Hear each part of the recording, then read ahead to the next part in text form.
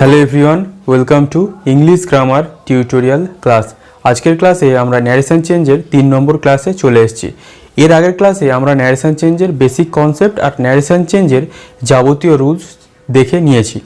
এবারে আমাদের কাজ হবে বিভিন্ন সেন্টেন্সগুলোকে আমরা কিভাবে ন্যারেশন চেঞ্জ করব, যেমন assertive sentence, interrogative, objective, exclamatory, এইসব সেন্টেন্সের।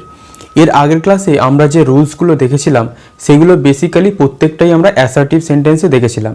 কেন দেখেছিলাম? কারণ অ্যাসার্টিভ সেন্টেন্সে যদি আমরা রুলসগুলো দেখে নিই তাহলেই আমরা একমাত্র ন্যারেশন চেঞ্জের যাবতীয় রুল সম্পর্কে আমাদের একটা ক্লিয়ার ধারণা তৈরি করতে পারবো। তবুও আমাদের অ্যাসার্টিভ সেন্টেন্সকে যেহেতু আমাদের ন্যারেশন চেঞ্জে পরিবর্তন করতে হয়, এর আগের ক্লাসে যদিও আমরা রুলস দেখে নিয়েছি, তবুও আমরা অ্যাসার্টিভ সেন্টেন্সের কিছু একটা পার্টিকুলার ক্লাস যদি না করি তাহলে আমরা অ্যাসার্টিভ সেন্টেন্সকে গুলিয়ে ফেলতে পারি। তাই আজকের ক্লাসে আমরা দেখব অ্যাসার্টিভ সেন্টেন্সকে কিভাবে আমরা ন্যারেশন চেঞ্জ করছি। যদিও আমরা আগের ক্লাসে দেখে নিয়েছি, তবুও আজকের ক্লাসটা একটা রিভিশন হিসেবেও ধরে নিতে পারো। এর পরের ক্লাস থেকে আমরা ইন্টারোগেটিভ, অবজেক্টিভ, এক্সক্লেমেটরি এইসব ক্লাসে চলে যাব। তাহলে চলো আজকের ক্লাস শুরু করা যাক। প্রথম কি সেন্টেন্স আছে? হি সেড টু মি, সে আমাকে বলেছিল, I have passed the exam, আমি এক্সাম পাস করেছি। তাহলে ন্যারেশন চেঞ্জের রুলস অনুযায়ী এইটুকু পার্ট আমরা কী ভেবেছিলাম? আমাদের রিপোর্টিং স্পিচ। পরের পার্টটা কি? আমাদের রিপোর্টেড স্পিচ। এইটা হচ্ছে আমাদের ডাইরেক্ট স্পিচে লেখা, আমাদের ইনডাইরেক্ট স্পিচে কনভার্ট করতে হবে। ক্লিয়ার? তাহলে এর রুলস অনুযায়ী আমরা আগে ফলো করি। হি সেড টু, অবজেক্ট আছে, তাহলে হি টোল্ড মি। সেড থাকলে আমি বলেছিলাম টোল্ড হবে ইনডাইরেক্ট স্পিচে। ক্লিয়ার?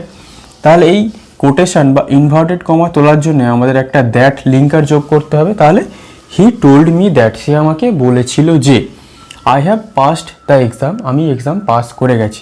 তাহলে যদি আই থাকে, তাহলে সে, যদি ফার্স্ট পারসন আই থাকে রিপোর্টেড স্পিচে, তাহলে সেই সাবজেক্টটা কি অনুযায়ী বসবে ইনডাইরেক্ট স্পিচে? সেটা রিপোর্টিং স্পিচের সাবজেক্ট হিসাবে বসবে। তাহলে হি টোল্ড মি দ্যাট, হি হবে তাহলে এখানে আমাদের হি। তাহলে এটা যেহেতু আমাদের পাস্ট টেন্সে লেখা রিপোর্টিং স্পিচ, আর এটা আছে আমাদের প্রেজেন্ট পারফেক্ট, তাহলে আমাদের রুলস অনুযায়ী এটা হয়ে যাবে আমাদের পাস্ট পারফেক্ট। তাহলে হি হ্যাড পাসড, তাহলে he had passed the exam, আমাদের ন্যারেশন চেঞ্জ কমপ্লিট। তাহলে হি টোল্ড মি দ্যাট, সে আমাকে বলেছিল যে he had passed the exam, সে পরীক্ষায় পাস করেছিল। আমাদের ভয়েস ন্যারেশন চেঞ্জ কমপ্লিট। পরের সেন্টেন্স কি বলছে? দ্য টিচার সেড, শিক্ষক বলেছিলেন, the students were learning their lessons in the class, স্টুডেন্টরা কী করছে? ক্লাসে পড়াটা শিখছে। তাহলে দ্য টিচার সেড, সেডের পরে যেহেতু আমাদের আর কোনো অবজেক্ট নেই, তাই আমরা দ্য টিচার সেডই লিখব, টোল্ড লেখার দরকার নেই। আমাদের এই যে কোটেশন আছে, এটাকে তোলার জন্য আমাদের কি করব? দ্যাট লিঙ্কার যোগ করব। তাহলে দ্য স্টুডেন্টস হচ্ছে একটা কি? Third person. আর যখন থার্ড পারসন থাকে আমরা সেই থার্ড পারসনটাকেই ইনডাইরেক্ট স্পিচও সাবজেক্ট হিসাবে রেখে দিই। তাহলে দ্য স্টুডেন্টস, এটা আছে প্রেজেন্ট এই পাস্ট কন্টিনিউয়াসে, আর এটা আছে পাস্ট ইনডিফিনিট। তাহলে রিপোর্টিং স্পিচ যদি পাস্ট টেন্সে থাকে আর রিপোর্টেড স্পিচ যদি পাস্ট কন্টিনিউয়াসে থাকে, সেটা আমাদের কিসে পরিবর্তন হয়? Past perfect continuous. তাহলে দ্য স্টুডেন্টস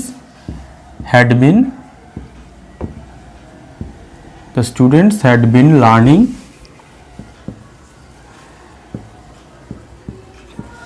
দেয়ার, যেটা আছে সেটাই বসিয়ে দেবো, কারণ আমাদের সাবজেক্ট দ্য স্টুডেন্টস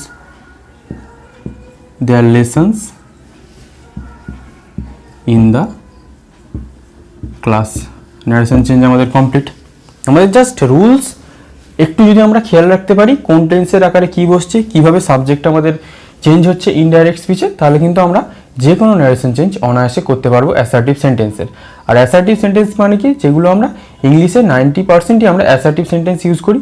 এর পরবর্তী যে সেন্টেন্সগুলো আছে সেটা আমরা পরের ক্লাসে দেখে নেব। তারপরটা কি? দ্য গার্ল সেজ, মেয়েটা বলে, আই ডু ইট, আমি এটা করি। তাহলে দ্য গার্ল সেজই আমরা লিখবো, যেহেতু এরপরে আমাদের কোনো অবজেক্ট নেই। দ্য গার্ল, ইনভার্টেড কমার বা কোটেশন তোলার জন্য আমরা কি? That linker. তাহলে আই যে কি? আই হচ্ছে সেই দ্য গার্ল, তাহলে আমরা সাবজেক্ট কী হবে? সি। ডু হবে না ডাজ হবে? অবশ্যই ডাজ হবে, থার্ড পারসন সিঙ্গুলার নাম্বার, তাহলে she does it. The girl says, মেয়েটা বলে, দ্যাট সি ডাজ ইট, সে এটা করে। ন্যারেশন চেঞ্জ আমাদের কমপ্লিট। পরেরটা দেখা যাক। দ্য ওয়ার্কার সেজ, কর্মচারী বলে, আই অ্যাম ওয়ার্কিং নাও, আমি এখন কাজ করছি। তাহলে the worker says that, the worker, সে হি হতে পারে, সিও হতে পারে, তাহলে he.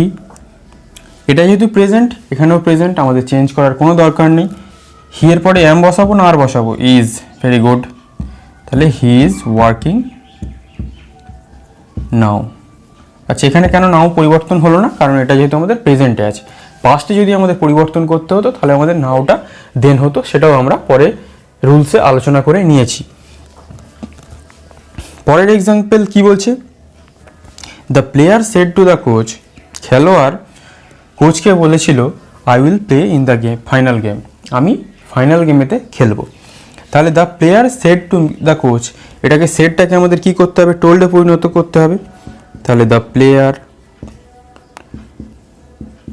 Told the coach, quotation তোলার জন্য দ্যাট। তাহলে আইটাকে এখানে যদি ফার্স্ট পার্সন আই থাকে তাহলে রিপোর্টিং স্পিচের সাবজেক্ট অনুযায়ী সেটাকে বসাতে হবে। তাহলে দ্য প্লেয়ারটাকে আমরা কি করে দেবো? হি করে দেবো, বা আমরা সিও করতে পারি। আর এটা যেহেতু আমাদের পাস্ট লেখা, তাহলে উইলটা আমাদের পরিবর্তন হয়ে যাবে উডে, যেটা আমি বলে দিয়েছি তোমাদের আগের ক্লাসে, that he would play in the final game. Narration change আমাদের কমপ্লিট। পরেরটা কি আছে? I often say to my friends, আমি প্রায়ই আমার বন্ধুদের বলি, you are all dear to me, তোমরা সবাই আমার কাছে খুবই প্রিয়। তাহলে I often tell my friends, I often tell my friends that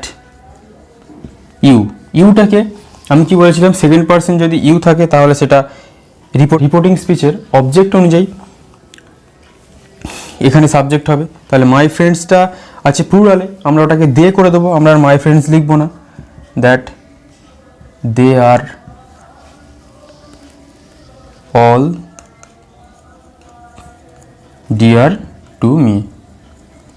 কোনো পরিবর্তন হলো না, কারণ এখানে সাবজেক্ট আই, তাই এরও কোনো পরিবর্তন হলো না। তাহলে মাই ফ্রেন্ডস আমরা লিখতে পারতাম, কিন্তু ওই বলেছি আমি নাউনের পরিবর্তে আমরা কি লিখি? প্রোনাউন। তাহলে মাই ফ্রেন্ডস এত বড়টা আমাদের লেখার দরকার নেই, আমরা দে লিখলেই আমাদের সেন্টেন্স সঠিক। তাহলে এই গেল 6টা এক্সাম্পল। আশা করছি তোমরা ভালোভাবেই বুঝতে পারছো। এরপরে আরও আমরা কিছু এক্সাম্পল অ্যাসার্টিভ সেন্টেন্সের দেখে নেব। তাহলে এবারে 7 নম্বর এক্সাম্পলটা দেখা যাক। কি বলছে? You say to your father, তুমি তোমার বাবাকে বলো, my teacher is very good, আমার শিক্ষক হয় খুবই ভালো। তাহলে আগে আমরা রুলস অনুযায়ী করি। কি? You tell your father that my teacher, তাহলে your teacher is very good. তাহলে আমার ন্যারেশন কমপ্লিট। আশা করছি তোমরা বুঝতে পারছো। পরেরটা দেখা যাক। রেহান সেড, রেহান বলেছিল, I was doing my work, আমি আমার কাজ করছিলাম, when Rohit came to meet me, যখন রোহিত আমার সাথে দেখা করতে এসেছিল। এটা একটু কনফিউশন থাকতে পারে, কিন্তু আমরা সহজ করে নেব। তাহলে রেহান সেড দ্যাট, আইটা হচ্ছে রেহান, তাহলে এটা হচ্ছে আমাদের পাস্টে লেখা আর এটা হচ্ছে পাস্ট কন্টিনিউয়াসে লেখা। তাহলে এটা আমাদের হয়ে যাবে কি? Past perfect continuous. তাহলে আইটা কি হয়ে যাবে? রেহানের জায়গায় হি হবে। রেহান সেড, এখানে আমরা রেহান লিখতে পারি, কিন্তু আমরা বারবার নাউনের রিপুটেশন করবো না বলেই প্রোনাউনের ইউজ করি। That he past perfect continuous মানে কি? Had been doing. তাহলে মাই ওয়ার্কটা হয়ে যাবে his work, when Rohit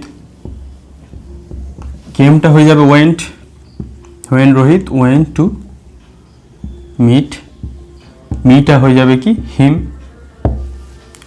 মিটাকে Rohit, তাহলে সেটা হয়ে গেল আমাদের হিম।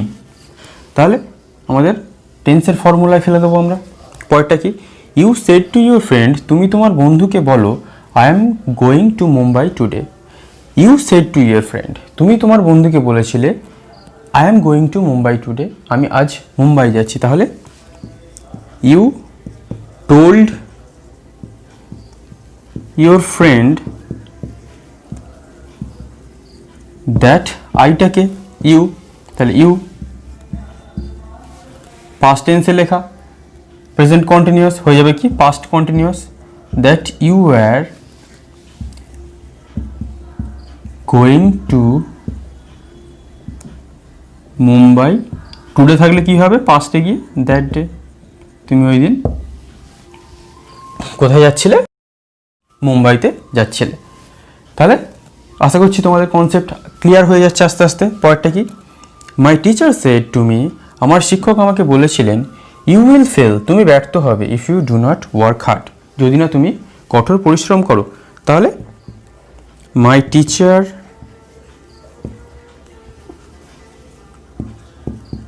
Told me you will fail, তাহলে ইউটাকে me, that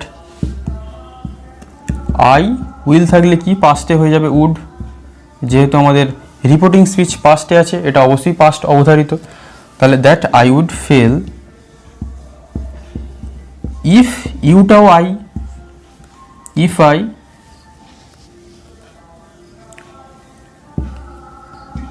did not work hard. তাহলে আমাদের ন্যারেশন কমপ্লিট। আশা করছি তোমরা স্ক্রিনশট নিয়ে নিয়েছো। তাহলে এর সাথে সাথে মোটামুটি আমাদের অ্যাসার্টিভ সেন্টেন্সের যে কনসেপ্ট সেটা আশা করছি তোমাদের কাছে পুরোপুরি ক্লিয়ার হয়ে গেছে।